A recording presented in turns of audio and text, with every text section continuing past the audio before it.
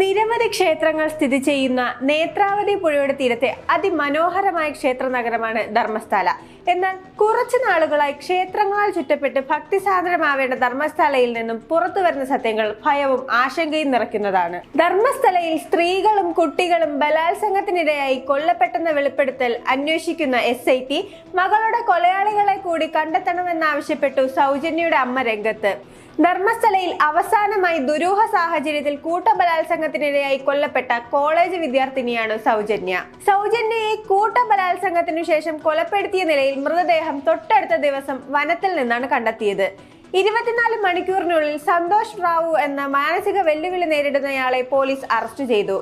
കൊലയാളി ഇയാളല്ലെന്ന് കുടുംബം തറപ്പിച്ചു പറഞ്ഞെങ്കിലും പോലീസ് മാത്രം കേട്ടില്ല. നിർണായക തെളിവുകളായ ശരീരഭാഗങ്ങൾ പൂപ്പൽ പിടിക്കുന്നത് വരെ ലാബിലേക്ക് അയക്കാതെയും പോലീസ് കരുതലെടുത്തു. 9 വർഷത്തിനു ശേഷം പ്രതിയെ കോടതി വെറുതെ വിട്ടതോടെ ധർമ്മസ്ഥല ഇളകി. യഥാർത്ഥ പ്രതിയെ കണ്ടുപിടിക്കണമെന്നാവശ്യപ്പെട്ടുള്ള പ്രക്ഷോഭത്തെ തുടർന്ന് കേസ് CBIക്ക് കൈമാറി. 2022 തെളിവുകൾ ഇല്ലാത്തതിനാൽ CBIയും കേസ് മടക്കി. ഈ കേസ് SIT അന്വേഷിക്കേണ്ടതില്ലെന്നായിരുന്നു സർക്കാർ നിലപാട്. CBIക്കും പ്രതികളെ കണ്ടെത്താനാവാത്തതാണ് SIT അന്വേഷണ പരിധിയിൽ നിന്നും ഒഴിവാക്കാൻ കാരണം. ധർമ്മസ്ഥലയിലെ പുറത്തു വന്ന അധർമ്മങ്ങളിൽ ഒടുവിലത്തേതാണ് സൗജന്യയുടെ കൊല. 2012 ഒക്ടോബർ 9 ക്ലാസ് കഴിഞ്ഞ് സ്നാനഘട്ടത്തിനു സമീപം ബസ് ഇറങ്ങിയ സൗജന്യ എന്ന 17-കാരിയെ കാണാതായി. കുടുംബത്തിന്റെ പരാതി പോലും സ്വീകരിക്കാൻ തുടക്കത്തിൽ പോലീസ് തയ്യാറായിരുന്നില്ല.